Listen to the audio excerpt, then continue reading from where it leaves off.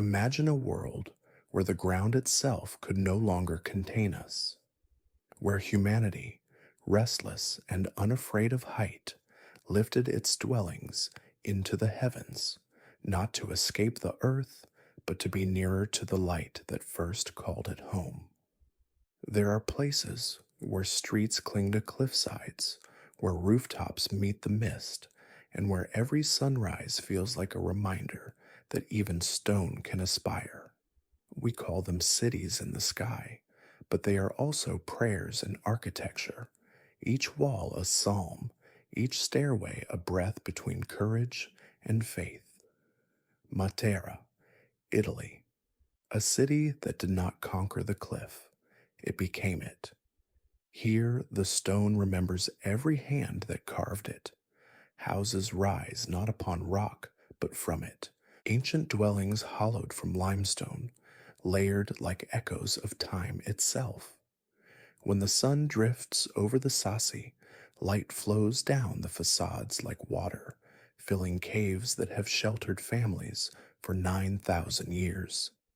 The air carries the scent of dust and bread, and silence hums between walls that have known both prayer and laughter. In Matera, roofs become roads, and roads the ceilings of other lives. The city folds upon itself like a hymn whispered endlessly upward, a living labyrinth where the sacred and the ordinary share the same breath. In summer, the stone stays cool, refusing the heat of the Italian noon. In winter, it guards its people against the cold. This harmony between human and earth was never primitive. It was wisdom disguised as simplicity. But progress, as it is often called, once mistook humility for shame. 15,000 souls were uprooted, carried from their ancestral homes to concrete blocks that promised light and modernity, yet delivered loneliness. The caves they left behind, once dismissed as relics, now cradle luxury hotels. And so, what was exile became irony, a reminder that humanity sometimes abandons grace before rediscovering it. Still, when dusk touches Matera and the bells hum against the hollowed stone, you feel something unbroken, a quiet vow between creation and creator. Perhaps the people who built upward into the rock, we were not merely surviving. Perhaps they were answering heaven's oldest invitation, come closer. Now cross deserts where heat ripples like liquid glass. There, rising from ochre sand, stands Shibam, Yemen, a skyline of mud and devotion.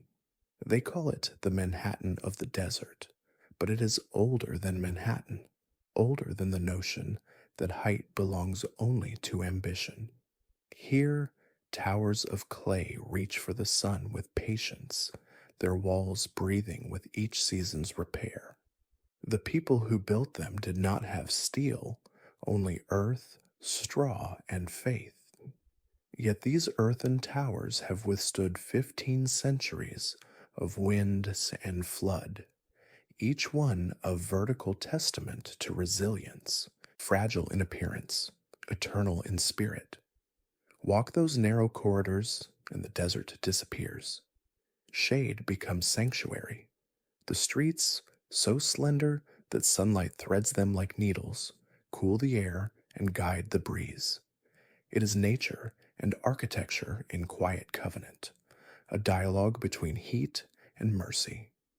Each year, the people renew the skin of their homes with fresh mud, as if rebaptizing their city in its own origin. Without this ritual, the rain would dissolve their history. But as the world changes and hands forget the old ways, some towers begin to melt, and with them, the memory of those who dared to dwell in dust and sky alike. Shibam was born of necessity, but sustained by devotion. To build upward in a desert was not vanity. It was defense, community, faith. When danger came, Ladders were lifted, doors bolted, and families prayed together inside walls of clay thicker than fear. Standing there beneath a sky the color of brass, you sense what drove them upward, not only survival, but the desire to live closer to the eternal horizon. Each tower is a psalm in mud, each rooftop a hand outstretched toward heaven.